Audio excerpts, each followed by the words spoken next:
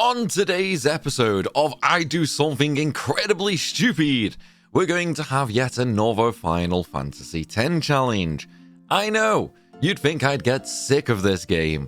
Well, maybe after this challenge I will be, because we're going to see if we can beat the whole game with the power of money. This means no attacks, no magic, no summons, no overdrives, etc. We are going to be entirely limited to things which cost gil, aka we can use items that can be bought from shops, and we can use spare change. That is it. Now, I know what you're thinking, spare change can be pretty good, and you're right, it can be, but that's when you don't need to spend money to make money. In fact, basically every fight in the game will be a net loss when gil is concerned. After all, 10 gil only means 1 damage. That means for Sin's Fin on the way to Kilika as an example, I need 20,000 gil to kill it. So, how are we even going to do this if we can't even earn gil to use? Well, you're going to get comfy, grab a drink, lock your kids in the bathroom, and join me as I once again confirm the fact I should probably get a psychiatrist. Now, as we start, I need to reconfirm the rules, as I've only briefly mentioned some of the things we can't do. So, let's talk about some of the things I can actually do. Firstly, tutorial and mandatory sections such as Zanarkand, Barge Temple, and Forced Aeon fights, etc. We are allowed to ignore the rules. Kinda. More on that later. Secondly, any item that can be bought can be used no matter how we get it. AKA, because I can buy potions in the game, I can get 99 of them from the Elbed ship and use them if I want to. Technically, you can buy grenades as well later in the game, however, I hate myself, so we're not going to allow them since they require a skill, aka use, to, well, use them. Here is a list of all the items I can actually use this whole playthrough. Third, I can use customize if the items were acquired with gil. Fourth, we're going to allow stealing. Why? Well, remember when I said that every fight will be a net loss of gil? Yeah, this run is only going to be possible if we can spend 600 hours stealing items to sell. And considering Seymour at Bevelle has a lovely 36,000 health, that means we need 360,000 for just him alone. So I am sure you can imagine just how much this run is going to suck for me. And finally, we're going to allow the ability to run away like cowards because, well, that's the only way we're ever gonna actually be able to make money. And speaking of making money, allow me to shill myself to you guys because the completely new and refined Primalstore.net is now finally public again. Along with the redesign, you can find new high-quality merch designs, a new membership system just like Ko-Fi, only with even more rewards, and some things a little better. And don't worry, Ko-Fi lovers, I'm still going to fully support Ko-Fi as well as this website. Plus, Primal Store is also going to be my new one-stop shop. You can easily browse and watch my videos on there, view my cute Insta pics, and see my terrible life choices, and even get written guides. That's right, all supporters from the producer tier and up will get completely written guides for everything from this point forward. Now, let's get back to my suffering. As I said earlier on, we can kinda ignore some rules during the mandatory sections. Well, Zanarkand and Barge obviously count for that. Once we get to the Sunken Ruins though and unlock the Sphere Grid, this is where our life sadly gets miserable. Why? Well, as you might have seen at the start of the video, I chose the Expert Sphere Grid, because we need that so we can get over to spare change with Tidus. This means we're going to grind here for steel and spare change. This should give us just enough gil as well to make it to Kilika, I hope. I honestly don't know. We need 22,000 gil to beat Tross in the Ruins, 7,500 for Kimari, 20,000 for Sin's Fin, and another 20,000 for Sinspawn Achilles. We don't really have any chance to make gil between here and Kilika. That means the combined 69,500 gil we need has to be farmed here. Oh, and I also raided all the chests at Barge to sell as well. Every little helps. Did I mention the fish also only drop between 2 and 5 gil, by the way? So at a minimum, we have 35,000 fights to do right now. Thankfully, we can cut that down a little though. Firstly, we can steal 99 grenades, which sell for 75 apiece. That's nearly 7,500, aka basically enough to beat Kimari. And we can also get 99 potions from the guy on the ship, which sell for 12 gil each, or make about 12,000 gil. So that means we can earn 8,700 just from these items alone. So we only need about 60,000 gil instead, meaning we just saved a minimum of 5,000 fights. Not to mention, we can get fights with 2 groups of 3 piranhas, which would reward a total of 10 gil. That means instead of the 30,000 fights we might have needed, we only need about 3,000 of those fights. And if that massive explanation didn't just bore you to death, pat yourself on the back, and I hope you enjoy a wet dream tonight about spreadsheets. Okay, honestly, I don't even know why I typed that. It sounded way better in my head. Anywho, with all of this, we need 20 levels to get Steel of Tidus, and then another 16 levels after that to get Spare Change. Okay, we need to grind here to get 36 levels. The fish give 1 AP each. Oh, and for reference, 36 levels for Tidus on his normal grid gets him all the way to slow. AKA, it's about half of his grid complete. For 36 levels for Tidus, we need a total of 77,842 AP. And I just broke my own damn heart here by working out the averages. We get on average 2 to 4 AP a fight depending on overkills. That means we need a casual 19,400 fights all the way up to a maximum of 39,000 fights. But hey, on the bright side, I think that gives me enough gil to at least get past Luca. Okay, now I'm actually mapping all this out, I realize just how stupid this challenge idea really was, and I'm super tempted to just try and get other challenge runners to do it. Look, if I'm wasting all this time, then so should everybody else, right? Comment down below who I should try and bribe into doing this. And if we take the average of those 2 fight amounts, it's still about 29,000 battles. So if we do a fight every 10 seconds, thanks to the speed up and fast battle spawn boosters, so 6 fights a minute, this is still gonna take 81 hours. 81 hours of fishing.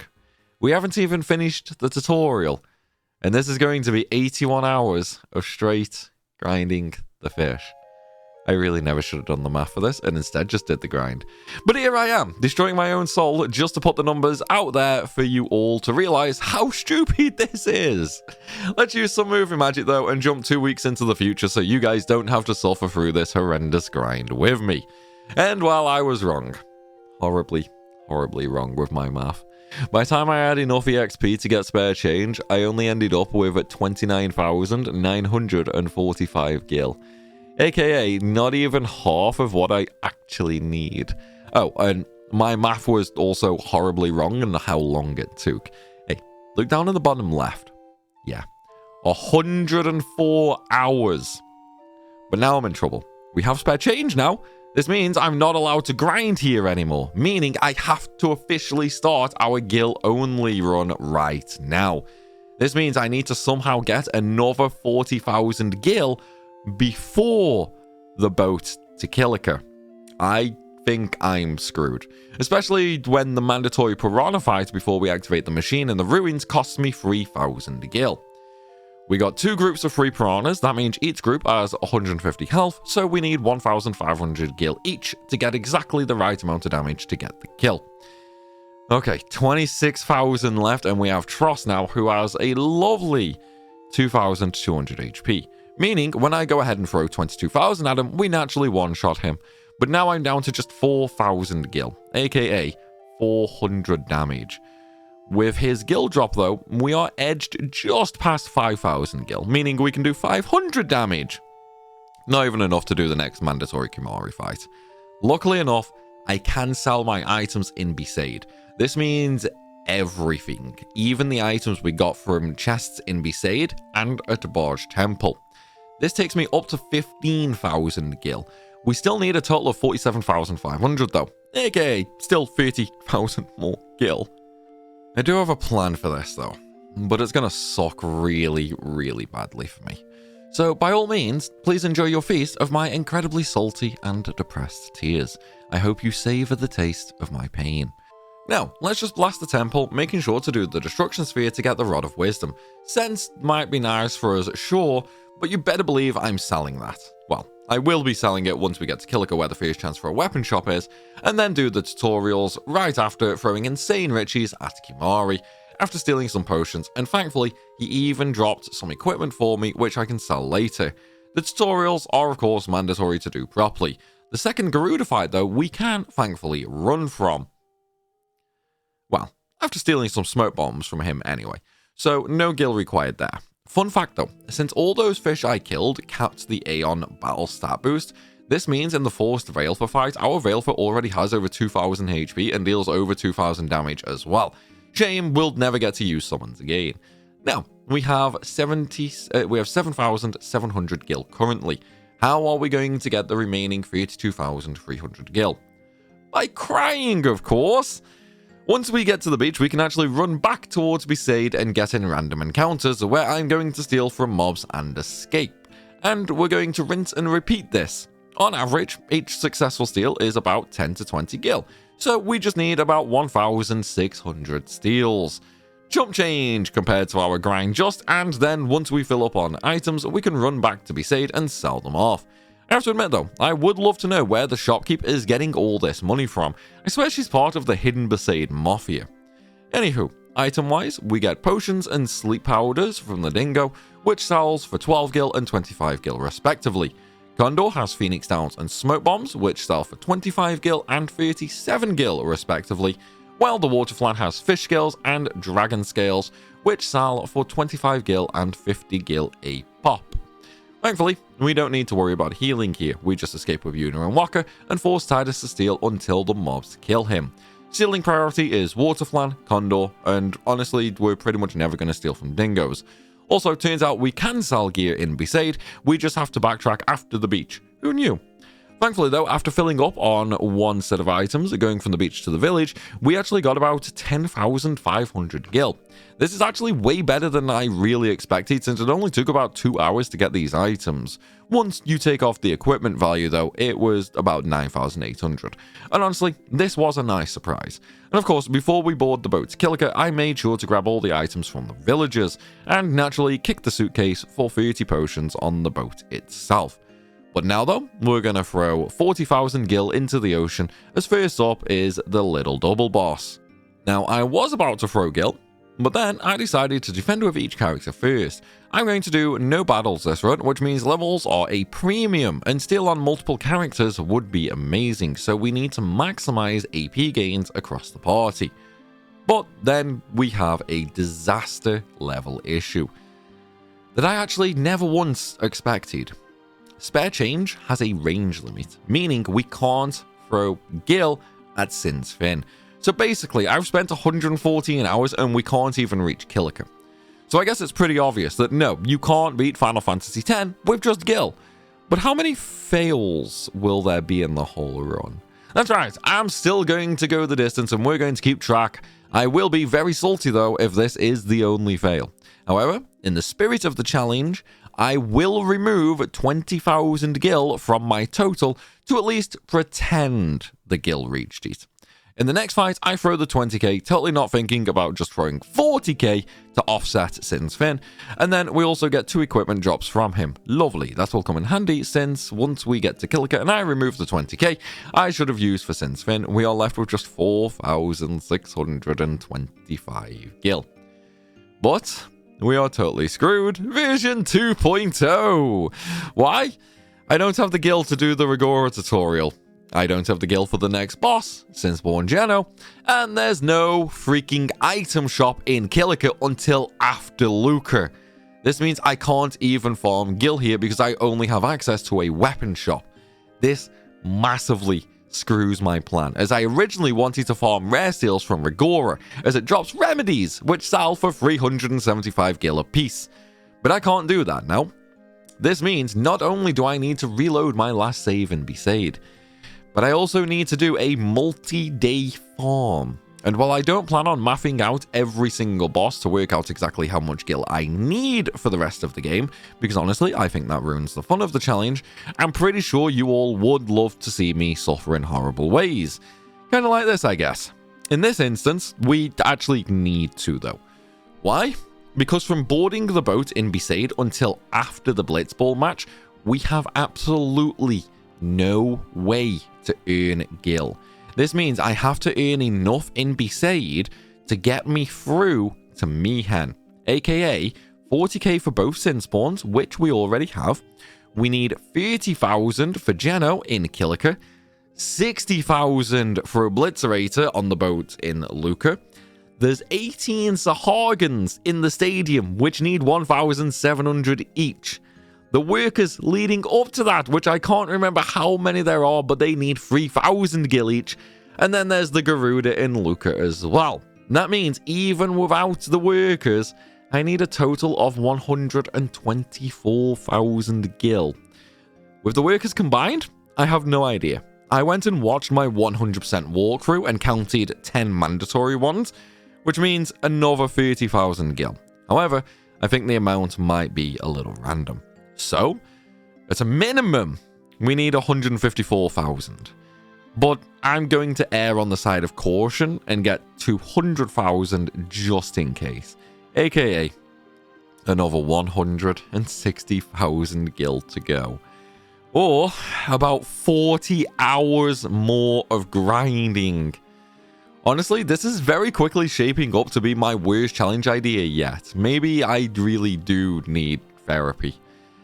Anyway, save is now up to 166 hours. Let's go fight the next boss. Sin Spawn Geno. I steal with Tidus while everybody else defends so I can get AP on everybody, and then I throw way more gil away than I wanted to see. Seriously, go buy some hoodies before I end up in a box under Kilika Temple. Anywho, I slowly spend some sphere levels here. It does absolutely nothing for me, but I'm getting everybody right next to the level 1 locked node, right next to where Yuna starts on the expert grid. This way, once we get to Chocobo Eater, I can get everybody to learn Steel. In Kilika, once again, we do the Destruction Sphere to get the armor for Kimari, which, yes, we are totally going to sell. On the way to Luca, we don't bother getting Jagshot because we're never going to play Blitzball, and we don't need to beat the Goers. Look, I'm not paying contract prices with how hard it is for us to get gil. We have a giant flying whale to throw money at, and that's more important than overplayed athletes playing with a rubber ball. This is also 0.3,069,000 that I realize I'm an idiot. I planned gil for the Machina in Luca, but I can just steal to beat them.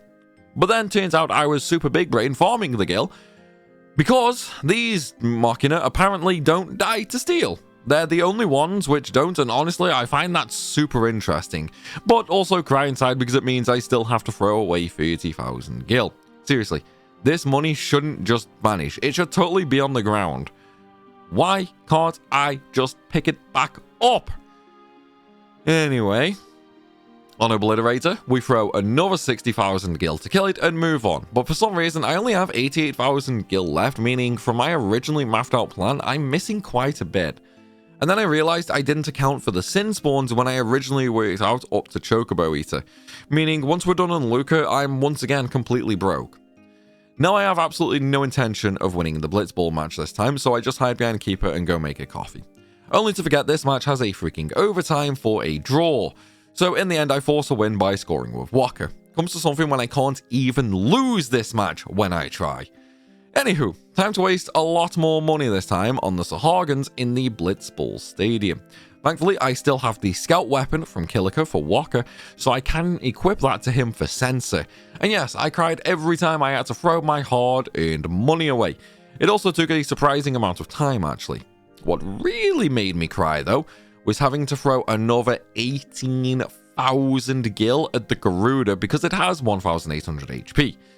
Now, to finish up by grabbing every item in Luca, this leaves us with 43,813 gil, or about 4,380 damage.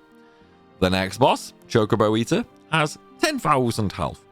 Now, at this point, we could farm Dark Matters from Blitzball since each one sells for an awesome 7,500 gil. I know that would solve all of our problems, except it would cost more in player fees to play 30 games, and then there's the time aspect as well. 30 games at 10 minutes each is a casual 5 hours.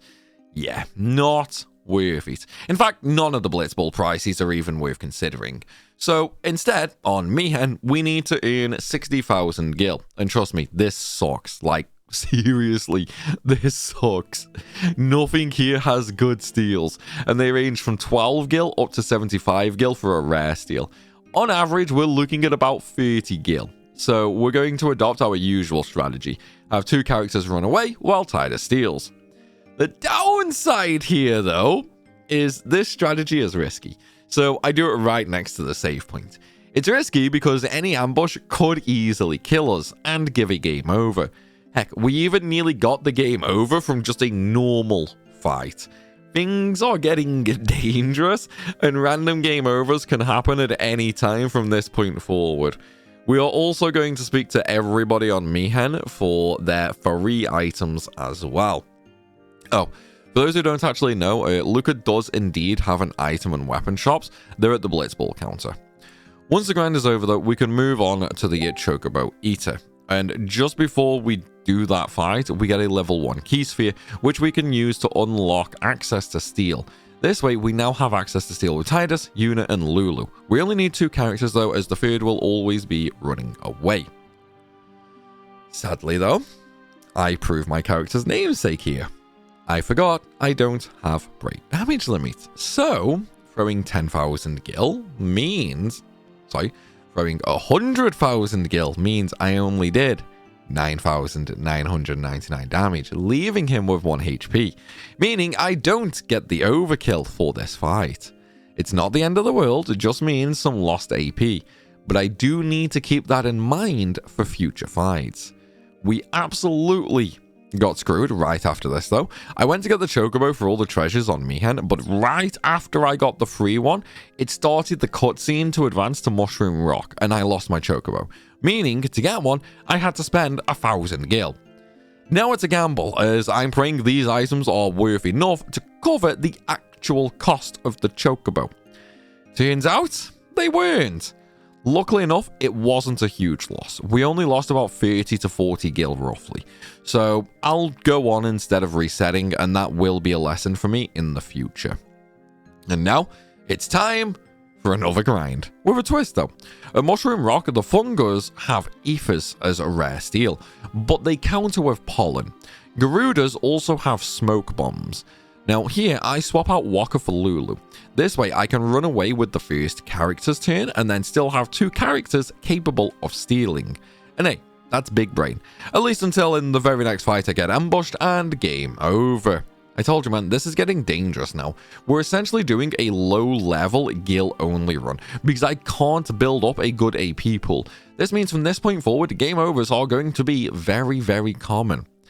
Anyway, the goal here is 180,000 gil for Sinceborn Yui. But we don't have spare change for Yuna, and she's the closest to it for the second Yui stage. This means I actually have to farm AP here. Like, there is absolutely no other choice. I need Yuna or Auron to have spare change for the second phase of this fight. Now, this is going to suck. I need 14 more levels for Yuna to get her to it. Here is an image of the monsters in Mushroom Rock, their HP and overkill amount, and the cost of gil for me to do that, followed by their AP reward. Now, it's kind of obvious from a glance, but we're never going to kill Garuda. It's the worst option. The absolute best value for us is killing Gandarera and Raptors. Lamastro isn't terrible, but avoided if possible. As for the others, they are simply way too expensive. The sad part is, I need around 3,100 AP. That's about 50 fights, give or take. AKA, you know how I said we need 180,000 gil for Yui? Yeah, we need an extra 100 to 150,000 just to even get into a stage where we can actually fight him.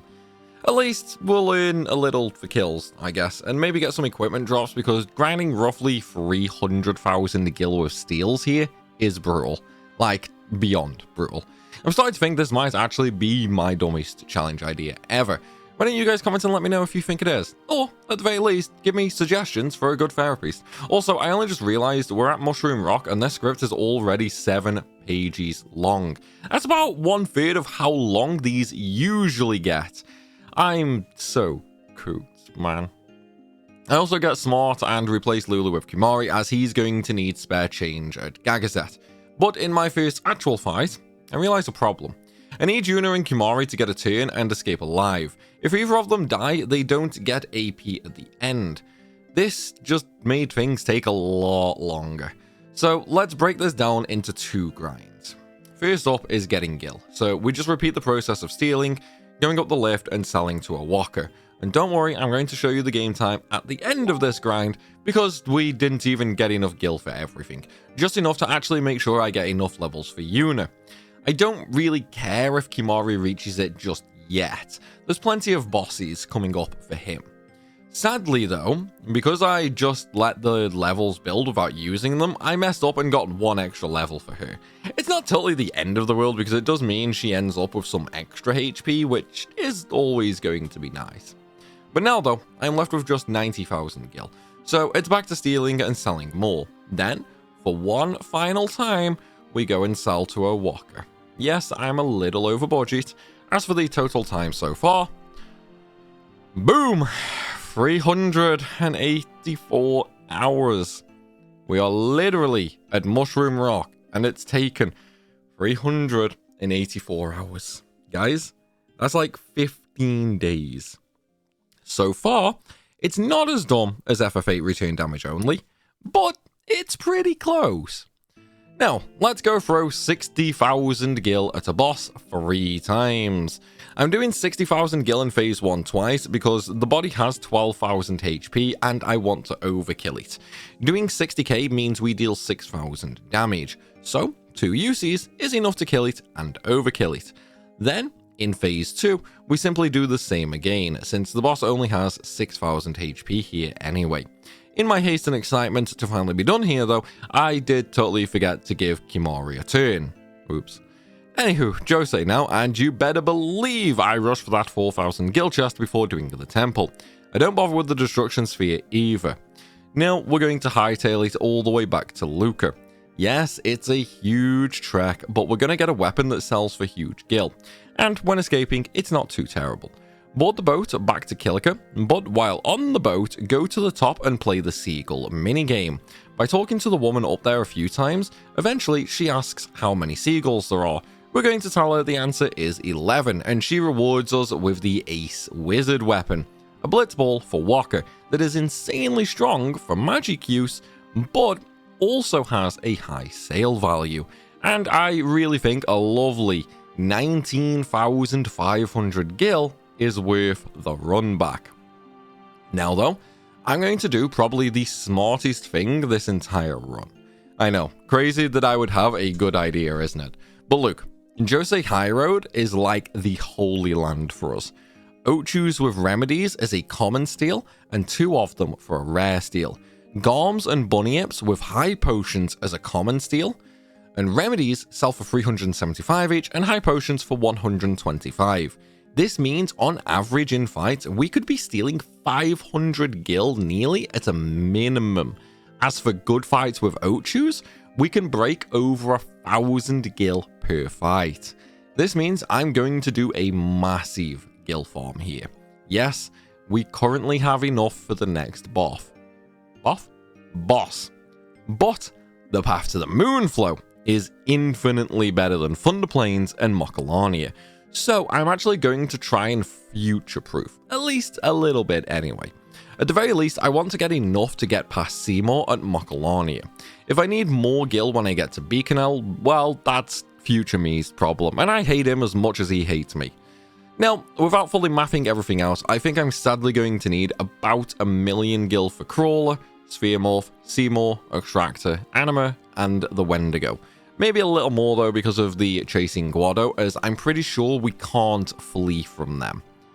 My base goal is 1 million. Depending on the speed though, I might go for a little more. Not sure yet, but the fact I made about 10,000 gil recording this 4-minute clip, in the end, I did this grind for a solid 12 hours and ended up with a little over 1.9 million.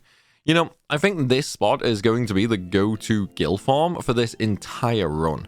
I am curious though how far 1.9 million will actually get me. But now though, I think I'm about to zoom. Maybe, I don't know, depends on if I ever get forced into grinding for HP. Anyway, we throw 40,000 at Extractor to save Yuna. We zoom through Guado Salam, stealing everything, same with the Thunder Plains and Macalania Forest until we get to Sphere Morph. And something dumb happens here. I throw 60,000 with Riku for 6,000 damage and another 60,000 with Tidus. The problem? This killed the boss. I had it in my head that it had 20,000 health. I had planned to do 2 sets of 60,000, then defend over everybody so all party members get AP before throwing the final 80k. Turns out, Sphere Morph only has 12,000 HP, meaning I just lost out big time on a good solid chunk of AP for everybody. I absolutely need to be a lot more careful in the future regarding this. I will add I'm an idiot and forgot to buy First Strike from a Walker for Tidus before Sphere Morph, so I had to pay a premium to get it after the fact. But I feel like it's going to be handy, so it's a required expense, sadly. But now though, we are instantly in a fight with Crawler next. First up, I naturally defend with everybody and swap characters in and out, so everybody earns AP. Then I bring Tidus back in, forgetting he doesn't have Sensor anymore, so I can't even double check Crawler's health. I'm confident though, it's 16,000. Which means we need to throw away a casual 160,000 gil in order to get the kill. And it honestly feels really badly throwing all this money away. I really hope you guys like the new merch design we did for Grinding Life. After the fight though, we got a huge chunk of AP, which resulted in an absolute boatload of levels for everybody. This makes it so we can get steel on everybody. We're not going to though. In fact, I'm not even going to touch the sphere grid. I've not decided where we're going after all, as I'm not super familiar with the expert grid. I also don't know if I should focus HP or agility. Tough decisions to be had. What isn't tough though, is murdering Seymour. I throw 60,000 at him, which interestingly only deals 5,999 damage, leaving him with 1 HP. It also kills one of his guards before the other dies, and the Anima summon is triggered. Anima uses boost, and I throw 90,000 gil. This should do 9,000 damage, meaning I have to do it twice to kill Anima. Remember, no break damage limit. What I wasn't expecting though is boost actually increases the damage from spare change as well. I had no idea this would actually work. This means I technically should have done over 13,000 damage with the first throw, but instead wasted a bunch of gil. So I quickly math out in my head roughly how much I need for the second throw and just settle on a rough 60,000. This does 9,000 damage because of the 50% damage increase from Anna's boost. I could have thrown less, but didn't want to math it to the extreme, which now thinking about it after the fact might have been a smart choice, as we could have saved a huge amount of gil overall this fight. But hey, I live with my mistakes. Anywho, Seymour is healed, so we throw another 60,000 gil at him for the kill, and he goes on about how he wants the power that defeated Anima. Like bro, you're a maester. I'm pretty sure you're one of the richest people in Spira. He even proves it after the fight by dropping us a boatload of equipment that we can sell as well. And I think we're going to need it. We've literally spent close to 600,000 gil since we did our grind previously. I thought 1.9 million would get me a huge distance. Instead, I've spent a third of it almost instantly and made very little progress. We also have tons of bosses coming. In fact, every boss from this point forward is going to cost a few 100,000 gil. Like Seymour and Gagazet.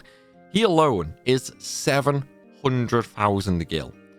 But now though, let's rush through Macalania Temple. Again, no need for the Destruction Sphere here. And sadly, this part could be very, very expensive. We need to run from the temple along the ice path while being chased by Guado. Each time I'm caught, that's going to cost us between 10,000 to 30,000 per mob. This means I could be spending on average 50 to 60,000 each time I'm caught. That kind of expense is just way too high. Then I get all the way to the end by hugging the wall and trying to skillfully cut corners before I am eventually caught about 4 steps from the screen change. I admit I screamed inside, but then a small idea sparked and I checked if I could escape. Turns out you can, so I didn't actually need to spend anything here and would just run away to be a spendthrift another day. Well, same day, 2 minutes later, actually, with the next boss, Wendigo. I throw 2 sets of 90,000 gil to just straight kill the Wendigo off, and now the damage is gone. I thought this fight ended when he died, but no, we need to kill the Gordo as well, so another 12,000 gil to kill one of them, then I switch in every character defending with them so everybody gets AP before throwing the final 12,000 to win the fight. Also, I want to state I'm now down to 1.1 million gil. We have used 800,000 in literally about an hour to an hour and a half. We also have no real chops available now because we're at Beacon. At least here the only mandatory fight is the zoo. At least before home, anyway. The zoo has 12,000 HP, meaning yay! Another 120,000 gil is gone. I'm now under a million gil, and we've made very little progress. I'm now very, very scared for later. Also, I just want to point out, I had no control of Lulu, so her Thunderspell is totally not against the rules. It is a scripted action. At this point, though, I am seriously concerned. Like, very, very concerned. I have a million gil left. We have all the mandatory fights in home, and the Chimeras, if I remember correct, have 9,000 HP. That means 90,000 gil each, and you get 2 of them per fight. Home is absolutely going to cripple me, and you can't escape those fights, to my knowledge. Then, we have another boss rush. Remember, there's still Evray Altana, Isaru's Aeons. Look, Aeons might not be able to throw gil, but I'm still going to remove the gil that would be required. It's only fair. But then, after them, we still have Seymour anyway. Basically, I absolutely do not have anywhere near enough gil left for this. Evray and Seymour alone will need just under 700,000. That's not counting the force fight in home, or as I've literally just this moment thought of while typing the script, the mobs at Bevelle on the way up the stairs. We are absolutely up the creek without a paddle right now. We don't have access to a shop until we're on the airship, where Rin will open up for us. But the mobs on the airship are absolutely terrible for any and all stealing. Luckily, we are in one of 2 places where that doesn't matter. Why?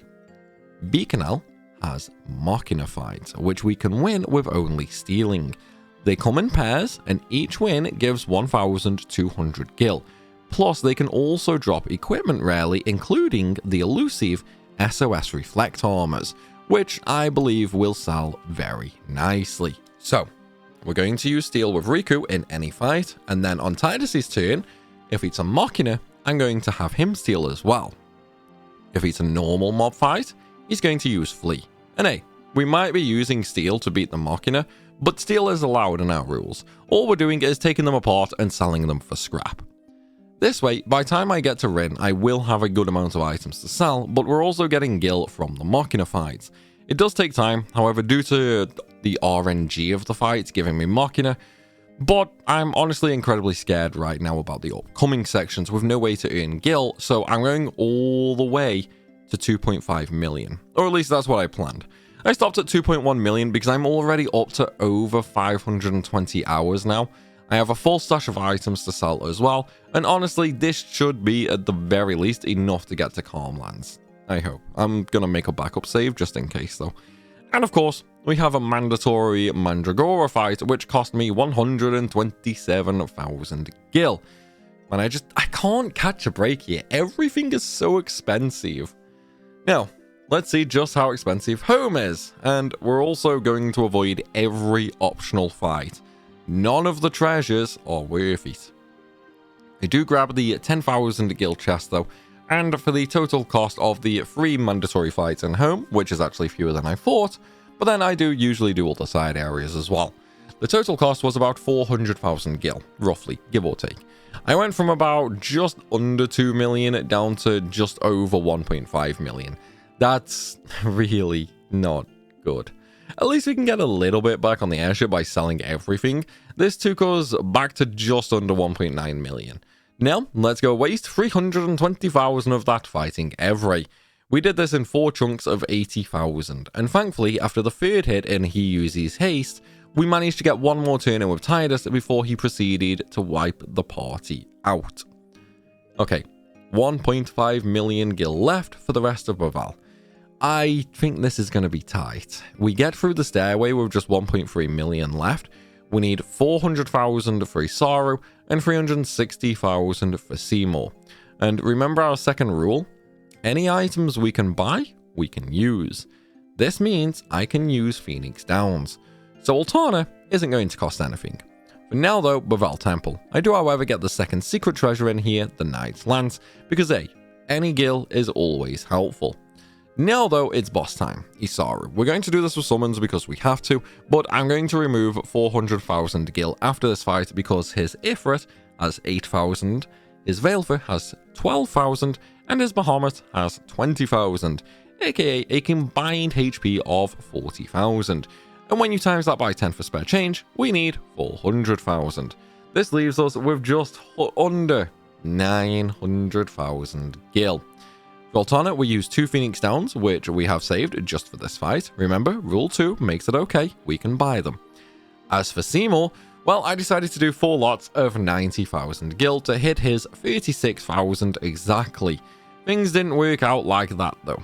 Tidus got petrified, Yuna got flared into non-existence, and Mortarbody decided it would heal Seymour, so it did cost me an extra 20,000 sadly, but on the bright side, we did meme him and do the exact amount of damage we needed.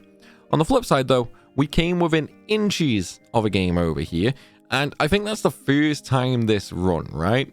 Regardless, this was pretty brutal for how close I came to a game over. Future bosses are going to be hell.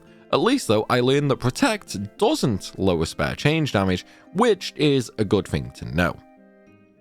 As for now, there's going to be no Chocobo 0 second meme. You guys don't seem to like it. In fact, I take that back. You should suffer with me. I'm over 500 hours into this challenge. You can suffer one more 0 second Chocobo meme. In fairness though, this time it would actually come in handy for Tidus to get break damage limits. But I'm not going to do that because his Celestial has evade and counter on, which breaks our rules. So I guess I just did it just for fun. Well, that and I need to bait people into commenting about it. Anyway, Defender X now, and he has 64,000 HP. We have 520,000 gil, meaning we're 120,000 short. And I don't think you realize how bad that is here. We have a single Machina in the Calmlands we can technically steal from. We have no access to Josei Highroad for easy remedy farming. All the mobs here average 50 to 75 gil a steal. Marlborough has remedies, sure, but we all know how rare that is. So we need to recommence Beaconel strategies here. This means stealing from Machina to break them, flee away, and get some odd steals from the mobs to boost us. But we also need to get some extra for Pbird and Yenke, because their stats are determined by Kimahri's. I have no idea how much HP they're actually gonna have. So I'm going to go for 60,000, basically guessing they might have about 3,000 HP each. The only silver lining with this grind though is the Machina can drop Mega Potions, which sell for 375 gil each. After all is said and done, we finish with a little over 700,000. So now let's go try Defender X, and well, things went about as well as the rest of this run. Terrible. I did about half his HP before he ultimately slowly murdered me. This means now I think is the time we might need to start breaking out the Phoenix Downs. We can buy them, which means they're absolutely allowed in our rules. Will they make much difference? No idea. We'll find out. And hey, winner winner chicken dinner. It totally helped. Using 4 Phoenix Downs to revive whenever anybody died was a huge help. Granted, only because this boss doesn't use AoE, but still, that's a problem for later. But now though, the fact we managed to get through it is all I care about. We do only have just over 7,000 damage worth of gil left after that battle though, for Pbird and Yenke.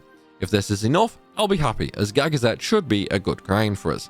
And something tells me we're going to be needing a lot of Phoenix Downs coming up.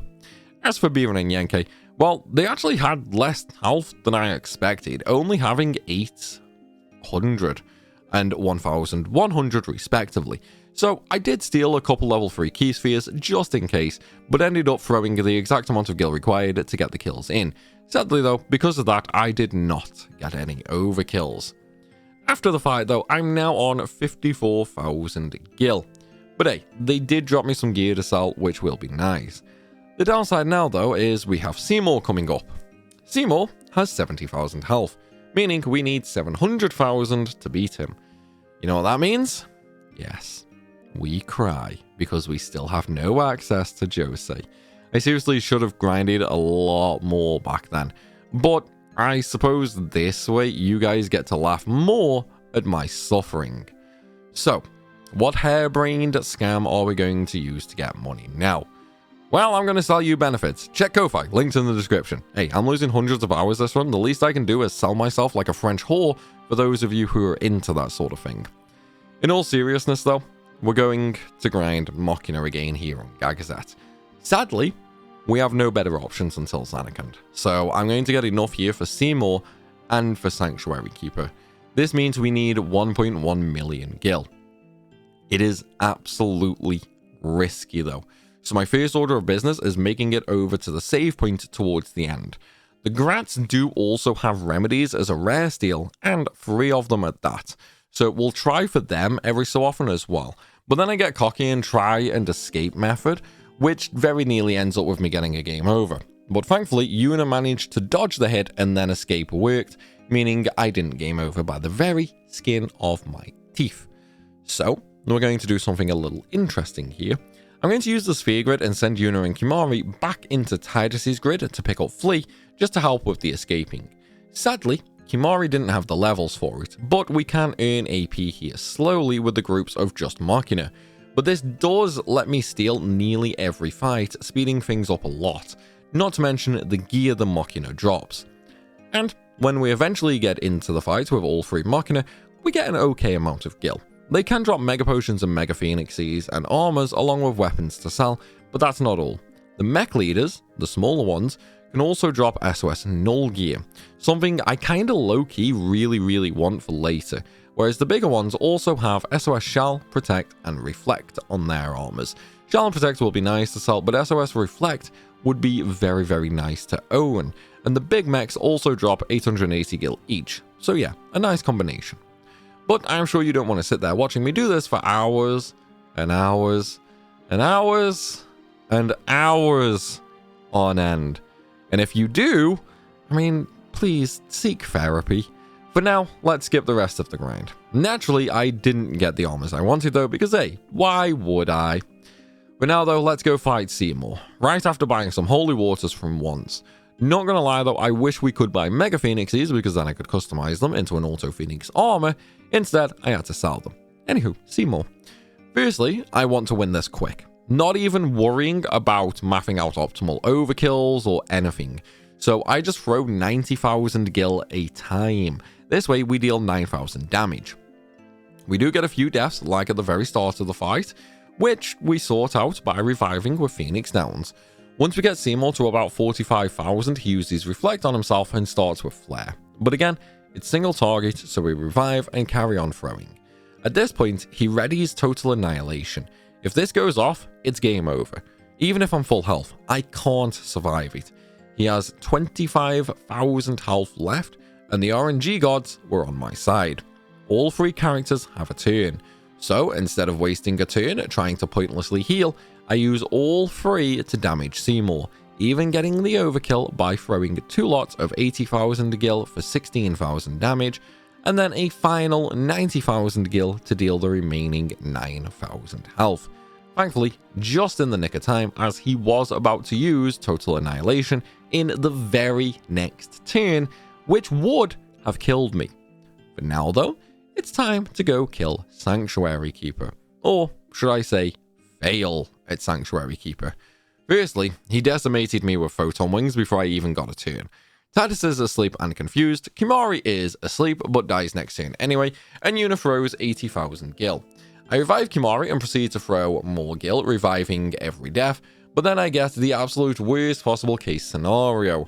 Sanctuary uses Curaga for 9,999, meaning I now no longer have the gil to even win this fight. It's okay though, he kills me anyway with a tail swipe on his very next turn. As for attempt 2, well, we're going to pretend it didn't happen. Attempt 3, we had a good start, but I shouldn't have thrown more gil when he had 24,000 left because that triggered the Curiga, meaning I lost by a casual 2,000 HP roughly. So close, but I think I have the strategy now, so let's see an attempt 4. Sadly though, even delaying my turns and waiting until I have enough turns in a row to throw enough gil to kill him, he still uses Curiga before I can get the turn order in line. So at this point, I'm just going to farm some more gil since we can also get the mechs inside the cave. I kid you not though, first attempt after getting the gil, he brutalated me. Constant character deaths, spamming Curiga when he's been hurt just once, and even used it multiple times. He was really giving me the finger here by every definition. So let's skip a few hours of attempts now, shall we? Because I'm actually a little mad here. The time I get the kill, it was basically the perfect run. Started off a little bad, but Yuna dodged a melee hit. No Curiga used or anything like that. Sure, Yuna did die towards the end, but Kimari and Tidus had a turn each, and the boss had 16,000 health left. No way was I going to give up this chance to revive Yuna. So, 2 more 80,000 gil throws, and I got the kill. You know what that means? The 15 hours I spent grinding gil for this fight was unneeded because I did it in the 5 throws I originally planned for. Typical. Very, very typical. Even more typical is we need another grind here in Zanarkand. Luckily, it's not the end of the world. The flamethrower mobs can drop magic counter weapons which sell decently, and we can kill them with Phoenix Downs. That's pretty nice, right? Sure, but there's always a con with a pro. The con here is we need 2.1 million gil for Spectral Keeper and Yunalesca. Luckily though, the magic counter weapons sell for close to 20,000 a pop. That makes this method the second best method we've had all game. It's still behind Jose in terms of gil per hour, but it's better than any of the other spots. We can also steal ethers from the kicking robot, but basically any fights without the flamethrower monk, we just flee and rush to get into another fight. Another con is that I need to return all the way to the Calmlands to sell things and to buy Phoenix Downs. This is also the spot I used some of those sphere levels because the fights were just too risky with ambushes and high damage, so the extra health and agility was a very nice bonus. Plus, I'm sure it would help for the upcoming bosses. Just like Spectral Keeper. Now, honestly, this was a slap in my face. We managed to get a good amount of damage out. Yuna didn't even get berserked. Sure, Kimari died. I thought I'd be able to push through as well and started to slowly revive characters. But then Tidus was hit by Berserk Tail, the status landed, he attacked, and that's instant game over for the challenge. Sure, I died instantly right after anyway, but it's the principle. So let's try again. Round 2, same thing, but this time Yuna was the one that got berserked. Round 3 is where I realized I'm not very smart because I was only moving 2 characters at the start. So when the fight begins, I move all 3 units behind the boss and throw 90,000 gil. This lets me deal 27,000 damage without taking any damage at all. Tidus gets hit by Berserk Tail, but thankfully dodged the status. Then I move him behind the boss and throw more gil with Yuna for another 9,000. Kimari got hit by the counter, and then I had him sacrifice himself to deal another 8,000 damage. At this point, the boss has a turn. If he berserks Tidus, it's game over. If he berserks Yuna or uses Glyph Mine, we win. Thankfully, he chose Glyph Mine and Tidus got a turn before they exploded, letting me throw the final 80,000 gil needed to get the win. Something tells me though, Yunalesca is gonna be a lot of mental gymnastics. This fight is broken down into 3 phases, and without healing, I feel like it's gonna suck. We get through phase 1 pretty easily, only getting countered by sleep. She has 24,000 health, meaning we just need to use our 3 turns to each throw 80,000, and then we move on to phase 2, where the opening Hellbiter even wakes me up from said sleep counter. Now, in this phase, she has 48,000 health. First step though is clearing zombie. Don't worry, I've not forgot about Megadeth, but I need to keep my health, and I know she's going to use healing on me, so I cleanse and then begin throwing Gil again, 90,000 at a time. With this, we drop her all the way down to just 21,000 health left. Then she hits me with Hellbiter again, which is honestly perfect timing, because we have 3 turns right after, for 70,000 Gil each, doing exactly the required 21,000 damage. Okay, so far so good. This is the troublesome spot though. Thanks to Zombie, we survived the initial Megadeth, and now she has 60,000 health. And honestly, I was not expecting this fight to go the way it did. Firstly, we start throwing 95,000 Gil. Might as well get the extra 500 damage after all. On her first turn, she uses regen on Tidus, which I'm not overly worried about. Obviously, she still has her weak counters as well, and regen is low damage because I'm zombied. So, I continue to throw Gil, taking counters each time. On Yunalesca's second turn, I'm actually expecting and getting worried about Mind Blast, but instead, she uses regen on Yuna. Okay, another free turn. We take those any day of the week. And now, a few more Gil throws, and we have it in the bag. I am honestly blown away by just how easy this fight actually was. This was honestly easier than some normal runs I've done where I've had access to everything. I had a lot of fears going into this fight, so I'm glad it wasn't as bad as expected. Now, we have access to the airship, and first order of business is absolutely making sure to go to the high bridge because I'm an idiot and usually forget. Now I'm going to speak to Rin for the reward for completing all Albed primers. Yes, I've not technically been to Omega, but with Flea and First Strike, it would be no issue getting that primer either, so I just loaded it from another save to, well, save me 30 seconds. This gives me 99 Underdog Secrets, which we're instantly going to sell since they're worth an outstanding 5,000 Gil each, meaning we just made 500,000. We still need an additional 5 to 6 million Gil though for the final bosses and the Aeon Rush, and farming Gil inside Sin would be about of as bad an idea as this whole run, so we're going to visit our long lost love, the Jose Highroad. Seriously, I cannot describe how happy I am to be back here. It is hands down bar none the absolute best Gil farm with these challenge limitations. Although, while doing this farm, I did forget about Yu Yevon using Kuriga on himself, so I decided to go overboard a little, because this grind with my new agility and HP stats was even faster than before, like a lot faster. Not quite double the speed, but honestly not far off.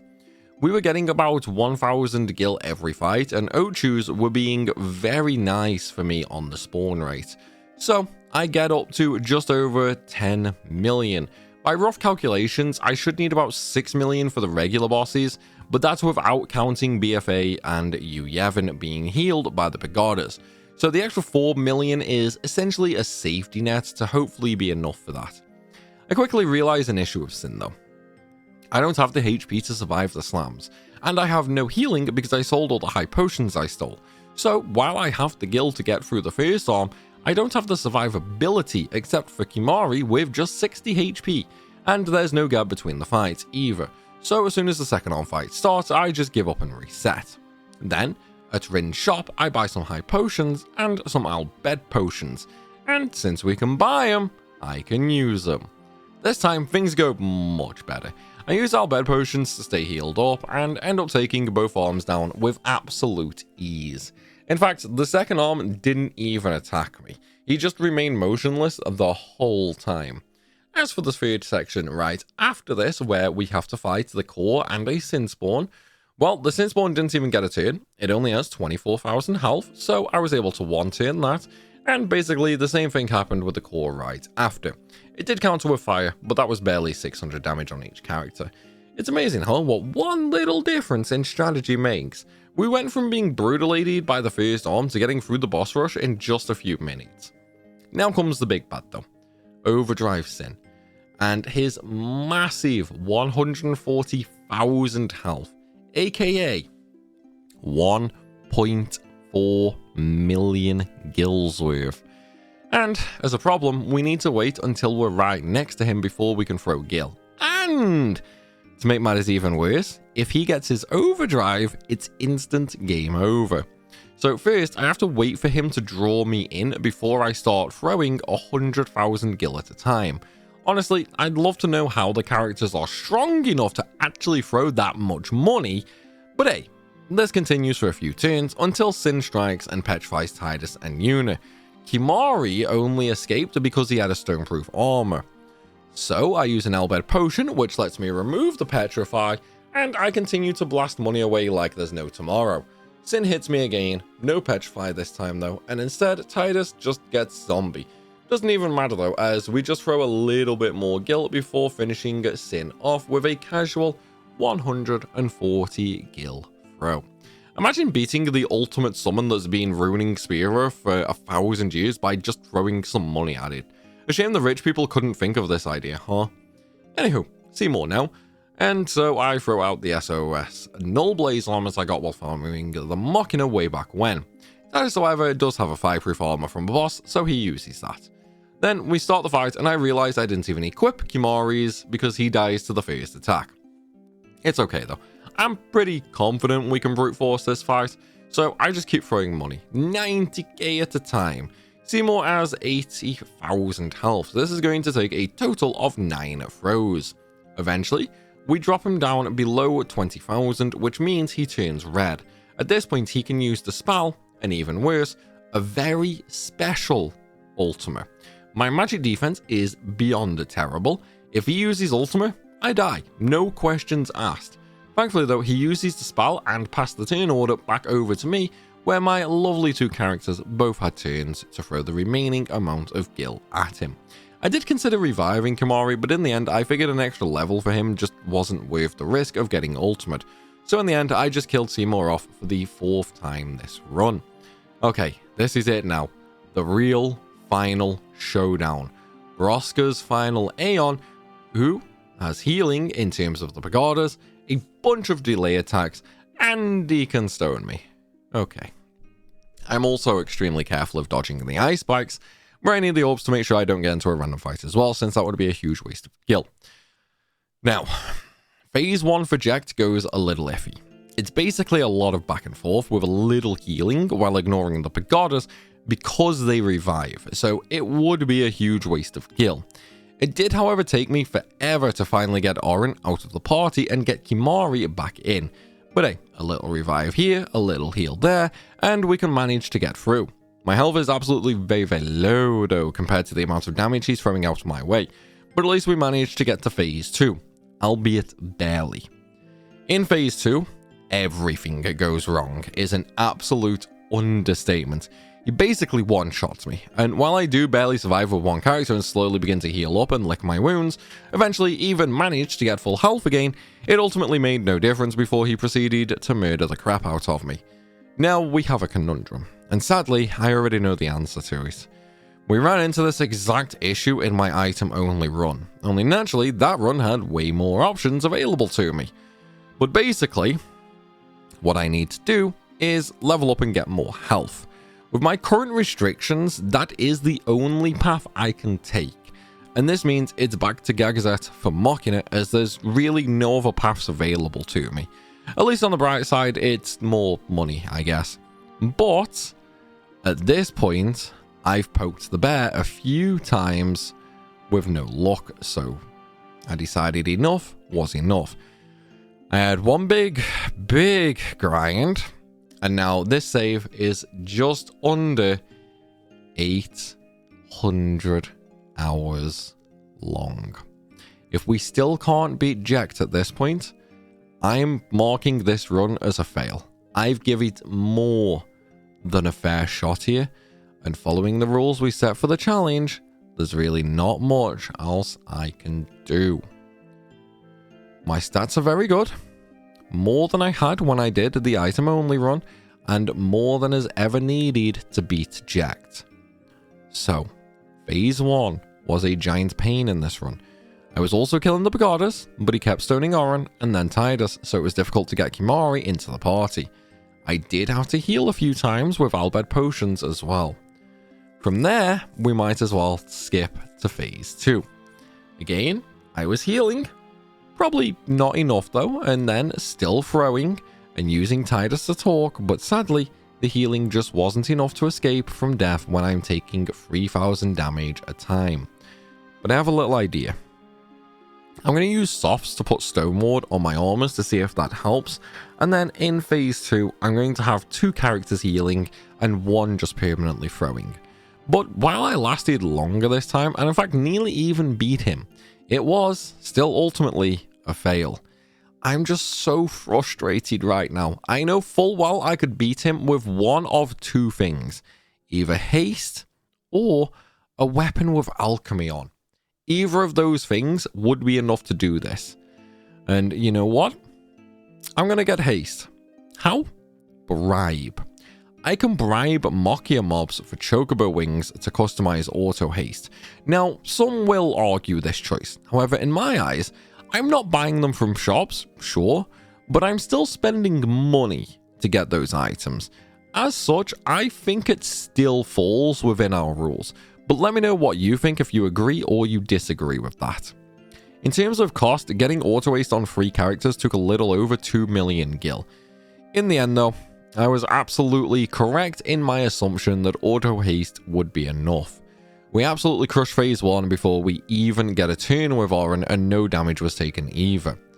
In phase 2, we can get some heavy damage out, but this time I do need to heal. It's kind of like the previous attempt, except that after Jekt uses his overdrive this time, I don't need to heal because I have more than enough turns to actually finally get the kill. This only took me 3 days. Honestly, I'm still pretty salty on this fight, really. I feel like I got messed with by RNG, but also no, he does just hit like a truck. Could we have done it without any more grinding with some good RNG? I have no idea. Maybe, since we didn't even get any dodges to his melee. And now, we're done. We literally can't die against the Aeons or Yu Yevon due to permanent auto life. So all that's left is to throw the exact amount of required gil at the Aeons before we get to Yu Yevon himself. Once we do get to them, though, we fail the run. Not gonna lie, I was stunned. I completely forgot he counters with Curiga and not just uses it on his turn. This means we deal 9,999 damage, and then right after, he heals that damage, meaning we are in a deadlock. We have literally no way to damage him and make it stick, which means I've just wasted a casual 800 hours only to fail at the final hurdle that is actually impossible to lose. It's the easiest fight in the whole game. And yes, we might not be able to lose it, but we can't win it either. So, can we beat Final Fantasy X using only the power of money? Nope. It is completely impossible no matter what we do. Not how I expected the end for sure. How about you? But now though, everybody, that's another one finished. Be sure to check out primalstore.net and Ko-Fi, both linked down below in the description, and subscribe so you don't miss me wasting time anymore. And of course, like the video and drop a comment. Until then, I'll see you in the next one.